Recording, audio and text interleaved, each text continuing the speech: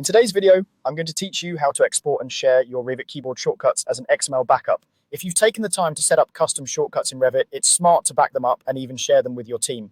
This quick process protects your setup from being lost and makes it easy to keep everyone working consistently. Start in Revit by opening the keyboard shortcuts window. The fastest way is to press KS on your keyboard. That shortcut opens the keyboard shortcuts dialog instantly.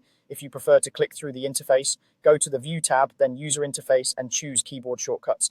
Either route brings up the same dialog where you can see your commands and their assigned keys. Inside the Keyboard Shortcuts dialog, look for the Export option and click it. This tells Revit you want to create a file containing your current shortcut mappings. It's a simple action that captures exactly how you've configured your shortcuts at this moment.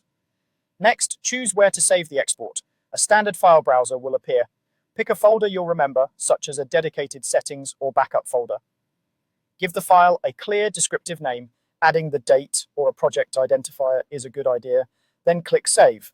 Revit will create an XML file, which is a structured text format designed to store data in a clean, readable way. Now that you have the XML, you can use it in a couple of helpful ways. Treat it as a backup, so if you ever reset your installation, switch computers, or update Revit, your shortcuts are preserved. It's also a great reference document.